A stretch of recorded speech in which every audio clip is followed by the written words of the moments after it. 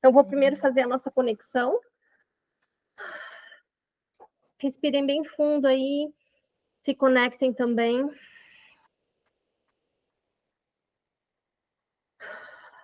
Grande mãe, grande pai, agradeço nesse momento, agradeço mais esse momento de conexão e aprendizado que se abre. Nesse momento, invoco pentagrama de proteção, envolto pelo círculo mágico. Que um raio de luz cósmica entre na ponta de cima desse pentagrama, se espalhando pelos membros do nosso coven. Que essa energia amplificada restaure nosso campo energético, tapando qualquer furo ou dano que nele esteja.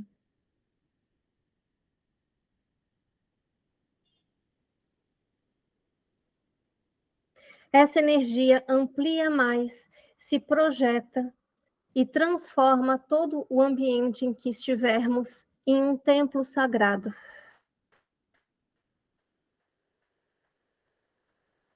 Onde estaremos protegidos, seguros e aptos para o aprendizado.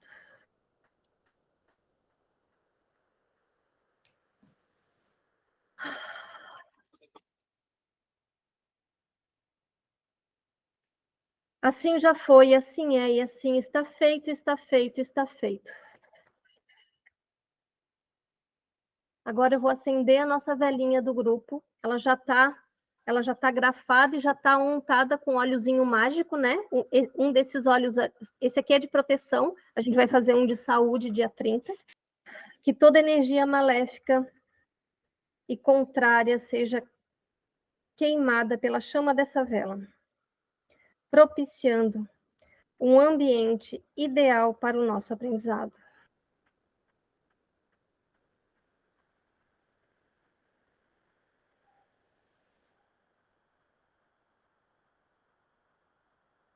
Chamona. Dá para ver aí? Uma chama bem grande. Bonita, né? Bonita, bem bonita. Vou deixar ela aqui no cantinho. Queria saber de vocês, o que vocês acham que é magia? O que é magia para ti? A intenção? A intenção? É uma das... Acho que também é uma. Não tem resposta certa nem errada. Magia para ti é a intenção, ok. Magia é a arte de cocriar aquilo que a gente quer. Magia é a arte de cocriar, magia é a intenção. As duas ideias são mais ou menos parecidas, né? Sim. Tá. Então, eu quero propor uma ideia de magia para vocês começarem a ampliar o conhecimento, tá?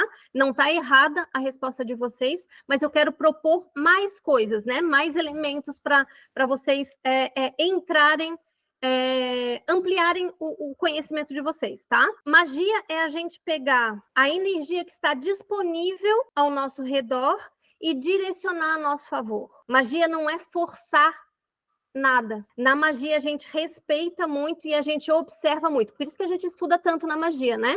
Porque a gente precisa observar e a gente precisa estudar para saber qual é a energia que tá disponível naquele momento. Tem pessoas que acham que magia é forçar alguma coisa. Não, eu tenho um querer e eu forço aquele querer contra a natureza das coisas. Não é. Magia é a gente pegar o que está disponível e direcionar a nosso favor. Só que a gente precisa estudar para saber o que está disponível e para saber como direcionar, porque tem várias formas de direcionar. Magia também é o que a ciência não explica ainda. Concordam com isso? Antigamente, tinha muita coisa que a ciência não explicava, porque não existia tecnologia para explicar, não existia microscópio, não existia tecnologia para explicar, e hoje a ciência explica, mas antes era considerado magia, né? Um eclipse era considerado mágico. Hoje em dia a gente já sabe que não é magia, é ciência, né? É a Lua passando na frente do Sol, ou o Sol passando na frente da Lua, ou a Terra passando entre a Lua e o Sol e a Lua, né? Então, hoje em dia é que a gente separa o que é magia e o que é ciência, mas antigamente era tudo junto. Inclusive, magia, filosofia, alquimia, estava tudo ligado, era tudo a mesma coisa. Só que hoje em dia, inclusive, tem alguns nomes famosos antigos que são ligados à ciência antiga, também eram ligados à magia. Por exemplo, Paracelso que é um dos pais da medicina moderna, né, junto com Hipócrates, era alquimista, né? O símbolo Vocês sabem qual é o símbolo da medicina? O caduceu, né? Com as duas cobras enroladas, assim, que tem, às vezes tem em placa de farmácia. Aquilo ali é um símbolo alquímico. Isaac Newton era iniciado em Rosa Cruz. Thomas Edison, o criador da lâmpada, da eletricidade, também era um iniciado. Todos eles trouxeram essas ideias do plano astral, digamos assim, né? Essas ideias do plano astral, e trouxeram, como eles eram iniciados, eles tinham mais conexão com o mundo astral, então eles conseguiam captar melhor essas ideias do mundo de lá e trazer para 3D. Para a terceira dimensão, para o nosso plano físico aqui. Essas ideias e muitas mais já estão disponíveis. Eu me lembro quando eu comecei na espiritualidade dentro de um centro espírita, também que nem a Márcia, foi por causa de uma doença, né? Eu tive uma experiência de quase morte e tive uma doença bem grave, daí eu fui parar no centro espírita para me tratar e acabei continuando, né? Eu me lembro que naquela época era 89, né, 89, 90, assim, né? Não existia computador. Computador, né? Já existia, mas não era assim, a gente não tinha notebook, essas coisas, nada, era aquelas caixonas, né? Aqueles computadores, era bem raro de ter em casa. E no centro espírita, quem tinha visão, né? Quem tinha visão aberta, quem enxergava, né? Os espíritos, eles lá já usavam notebook, né? A gente tinha um médium muito fácil no nosso grupo e ele falava assim, não, eles usam, é como se fosse um computador portátil, assim, ele explicando para a gente, e hoje em dia é o nosso notebook que todo mundo usa, né? É o nosso iPhone que todo mundo usa. Mas ele explicando para a gente parecia, nossa, coisa do outro mundo. Então, todas essas ideias, elas já existem no plano de lá e a gente traz elas porque a gente se conecta, a gente se inicia, a gente se conecta com o mundo de lá e consegue trazer essas ideias para o mundo de cá. Ou seja, todas essas pessoas, né, Isaac Newton, Thomas Edison, Paracelso, se conectaram, trouxeram essas ideias de lá e botaram elas disponíveis a favor de si mesmo e a favor da humanidade, materializando aqui na 3D essas ideias, né? Esse mundo energético, ele não é uma ideia nova. O Platão já falava, só que ele chamava isso de mundo das ideias. O Jung chamava isso de mundo arquetípico. A gente tem várias maneiras, né? Tem várias maneiras de chamar isso. E hoje, como a gente separou, a gente chama de magia. Existem vários métodos para a gente direcionar essa energia. Então, né? A magia é a gente aproveitar a energia que está disponível e conseguir direcionar ela. Deixa eu explicar. Quando tem energia de limpeza no ar, eu começo a rotar. Então, eu não estou sendo mal educada, não, tá, gente? É por causa da energia mesmo. Como é a nossa primeira reunião, deve ter muita coisa para limpar mesmo, tá? Então, esse direcionamento de energia, existem vários métodos para a gente conseguir direcionar as energias, que são as diferentes linhas, né? Esses vários jeitões diferentes, eles se traduzem nas várias vertentes de magia que a gente tem por aí. Aqui no Coven, o intuito é a gente experienciar. Então, eu não vou dar muita técnica para vocês, eu não vou dar muita teoria para vocês, né? Aqui no Coven Vento Oeste, a gente vai experienciar através das cerimônias de Esbá e de Sabá, e lógico, de vez em quando eu vou trazer uma aulinha assim mais básica, né? Para a gente ter um pouquinho mais de clareza, mas o intuito é a gente vivenciar a magia, né? A gente aprender juntos com essa energia de grupo, a gente juntos conseguir direcionar essa energia, aprender a direcionar essa energia pela vivência. Aí, a teoria, né? Quem quiser ter um aspecto mais teórico, com apostila, apesar de que eu vou dar PDF, né? Eu já disse para vocês que eu vou dar o PDF dos rituais, né? Dos esbás e dos sabás. Círculo mágico, abertura de círculo mágico, tudo isso porque precisa para os esbás e sabás, né? Então, o que vocês precisarem de teoria para fazer as cerimônias, né? Os rituais, eu vou dar para vocês, mas o intuito é mais vivencial, né? Quem quiser mais a teoria mesmo, com prática, com mais aula mesmo, tem o curso Vem Magia, para quem quiser se aprofundar, que vai abrir nova turma em outubro, né? Em outubro eu fecho a turma que está aberta agora e abro outra. É sempre em outubro, porque em outubro que é o ano novo bruxólico. Já fiquem sabendo se quiserem. Mas nosso intuito é vivenciar, e eu vou trazer para vocês elementos de vários desses métodos. Então, aqui a gente não vai usar um método só. Não é só magia natural ou magia cerimonial, é um pouquinho de cada coisa, tá? Então, a gente vai ter elementos de magia cerimonial. A magia cerimonial, ela é uma magia um pouco mais chatinha, digamos assim, né? Ela é uma magia mais cara, ela é uma magia que tem mais passo a passo, que tem que fazer as coisas direitinho, que não pode, sabe? Que não pode, tipo, se a gente usa um símbolo, tem que ser aquele símbolo exatamente naquela hora, naquele... Então, a magia cerimonial tem que ser exatamente aquele metal que usa, aquele símbolo gravado naquela, ou aquela madeira que usa para fazer a fogueira. Magia cerimonial um pouquinho mais chatinha, mas ela traz os símbolos que eu acho muito legal, e que, por exemplo, a gente já começou a usar grafando as velas, né? Aquilo ali já é magia cerimonial. A gente vai usar alguns elementos de magia natural. Magia natural são as ervas, né? São as coisas que a gente encontra mais na natureza. Magia natural é mais soltinha, né? A gente é mais usando a intuição, é mais se conectando com o que a gente está sentindo naquele momento. Não tem um passo a passo tão grande, é mais a partir do que a gente sente. Mas tem a teoria que é importante, né? A intuição sem o conhecimento, ela não serve para muita coisa. A intuição sem o conhecimento deixa a gente que nem pandorga sem rabo. Minha mãe usa muito essa expressão, né? A gente não sabe muito bem como fazer. Assim como conhecimento sem intuição também não serve para muita coisa. O negócio é o equilíbrio, né? A gente vai usar hermetismo também. A gente vai usar alguns elementos de cabala. E a gente vai usar um pouco de magia do caos também. Na verdade, a magia do caos já é essa mistura, né? O que faz sentido para ti? Por exemplo, no meu altar, no meio do meu altar tem símbolos de magia, tem o símbolo do deus, o símbolo da deusa, a vela do deus, a vela da deusa, a vela amarela dos nossos rituais, e tem o altarzinho de Oiá, porque eu sou filha de Oiá, e no lado esquerdo tem da deusa Vênus, da Ísis, na verdade, né? Da deusa Ísis, porque eu sou sacerdotisa de Ísis também.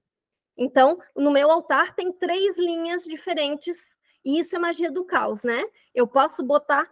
Quem usa tudo junto no mesmo altar é magia do caos. No Coven não vai ter, tá? No Coven, nos rituais não tem linha africana, não tem linha nenhuma. Nos rituais, nos esbases do sabá, só vai ser magia, né? No meu altar tem, porque eu faço dedicações a Oiá e dedicações a Ísis também. No meu altar tem, né? Mas o sabá e o esbá não abarca essas linhas também. No sabá e nos sabás e no esbás a gente só vai usar bruxaria. Só que a bruxaria tem várias linhas. Agora, na magia do caos, a gente pode pôr uma deusa normal e colocar uma deusa Hecate junto? Pode. Só para saber. Sim, a Hecate é da bruxaria também, né? É uma das deusas, se não for a mais antiga, né? É uma das mais antigas. Eu acho que a mais antiga que eu conheço, pelo menos, é a mais antiga, né? É uma deusa muito poderosa, né? Eu faço devoções para ela também. Certo.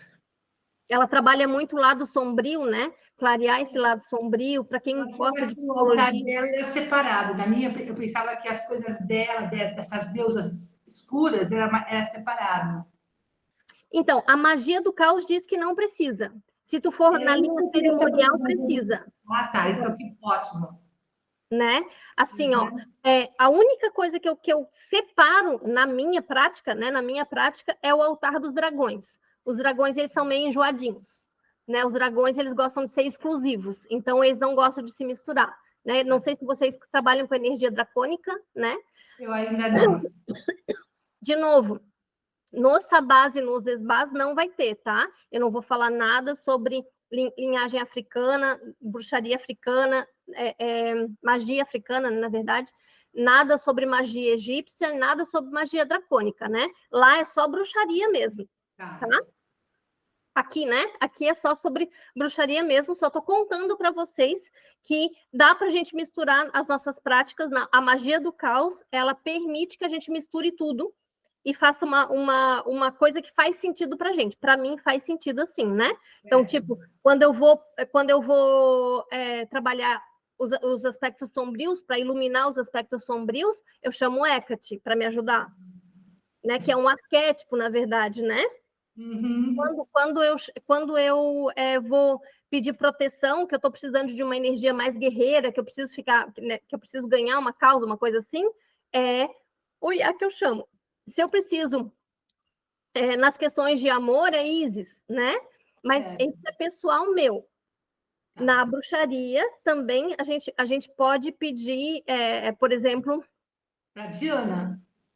para Diana, pode ser, para as deusas gregas, né? As deusas greco-romanas são muito usadas na bruxaria mesmo, como arquétipo também. Certo. Isso a gente vai vendo conforme os sabás e os esbás vão passando, tá? Por que a proposta do Coven é experienciar, né? Por que a minha proposta é, tá, vamos aprender magia na prática, né? Além de, porque tem um monte de livro agora, né, a respeito, mas por que a minha proposta aqui é experienciar? Porque tem muita coisa que, mesmo com os livros, ainda está oculto, né? Que é daí que vem a palavra ocultismo, né? Às vezes as pessoas escutam a palavra ocultismo e ficam com medo e não entendem muito bem o que é ocultismo. Mas, na verdade, ocultismo é só o que está oculto, né? Porque antes, lá quando era tudo misturado, quando ciência e magia era uma coisa só, era tudo aberto, né? Não existia ocultismo. O que aconteceu? Né? Era medicina, filosofia, magia, alquimia, era tudo aberto. E aí chega a Igreja Católica, lá no começo do cristianismo, que, se vocês lembrarem, a Igreja Católica é Igreja Católica Apostólica Romana, né? No início da a Igreja Católica, na verdade, ela é romana. E ela traz, no início dela, ela foi fundada pelos romanos e ela traz o espírito romano dentro dela. Ou seja, o espírito romano é conquistar, né? Para os romanos era isso que era certo fazer. Né? Assim como os exércitos romanos conquistaram a grande parte da Europa, um pedaço da Ásia, um pedaço da África, né? O Império Romano, os exércitos romanos conquistaram o Império Romano territorial. A Igreja Romana também tem esse espírito de conquistar e começou a conquistar os ritos e os símbolos dos pagãos. Né? Então, à medida que o território era expandido pelos exércitos, a igreja, em seguida, né, depois tudo isso tem um tempo, né, uma linha do tempo. Depois, os romanos começaram a conquistar os ritos pagãos. Por exemplo, o pinheiro de Natal é um rito de Iule, do sabá de Iule. Né? O pinheiro de Natal é um rito do Iule. Inclusive, a celebração do Natal, o nascimento de Cristo, foi colocado dia 24 de dezembro por causa do sabá de Iule também, que é o solstício, que é dia 21, 22 de dezembro. Porque era um solstício, era uma comemoração pagã que eles não estavam conseguindo dar conta de cortar, de abarcar, então eles botaram uma comemoração cristã na mesma data para ir abarcando aquela comemoração também, né? Dentro da linha de algumas linhas ocultistas, o que se fala é que Cristo não era, o aniversário de Cristo não é 24 de dezembro, na verdade, Cristo era pisciano, né? Era a era de peixes, né? Tanto é que o símbolo do catolicismo é um peixe. Peixe. Né? Tem a cruz, né? Que é um símbolo forte do cristianismo, e tem o peixe, porque é a era de peixes e Cristo era nascido lá em março, mas eles trouxeram para dezembro, porque eles precisavam abarcar esse solstício, né? O sabá de Iule, que, né, a gente não pode esquecer que era Europa, né? Hemisfério norte. Lá o Iule é comemorado em dezembro, que é o inverno, né? Para abarcar essa comemoração, para eles conquistarem a fé também para eles, né? É legal não esquecer disso, né? Não esquecer que isso é história, tá, gente?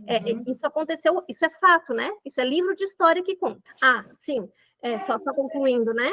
E aí, como a Igreja Católica estava se apropriando de símbolos, de signos importantes do paganismo, o paganismo foi recolheu as coisas mais importantes e elas ficaram ocultas, né? E aí se criou o ocultismo. Ou seja, tiveram que ocultar da Igreja Católica para eles não roubarem os símbolos, né? Para não continuarem roubando os símbolos, e depois com a Inquisição para não perderem a vida também, né? Para não perderem a vida nas fogueiras. E a gente ocultou aquelas coisas na época e agora não precisa mais ocultar, porque agora a gente está num lugar mais livre de religiosidade, pelo menos teoricamente estamos, né?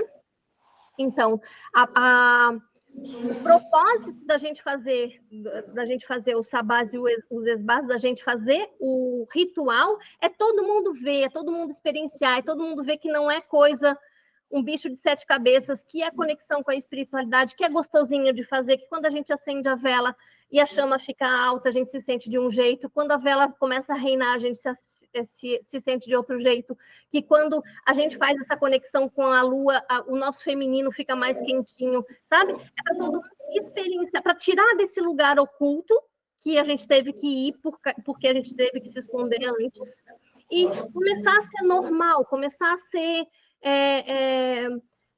diário, cotidiano para a gente entrar em contato com magia. Não precisa mais ser oculto, a gente não precisa mais ter medo. Tem muita gente que tem medo ainda do ocultismo, né? Tem muita gente que tem medo de... faz um pentagrama, né? Se depara com um pentagrama, morre de medo. Né? E não é nada disso. São símbolos que eram muito usados, que não é para o mal, coisa nenhuma, não é nada disso, né? Só precisou ficar oculto para se proteger, primeiro para proteger de ser roubado e depois para proteger a vida. Então, o nosso objetivo é deixar fácil esses rituais para que as pessoas se deem conta que não precisa ter medo, que não precisa mais se esconder para fazer. Vocês querem saber mais alguma coisa? Agora deixa eu tirar da gravação, peraí. Vou tirar da gravação para a gente fofocar agora entre nós. Caiu. Tá caindo aqui, é chuva.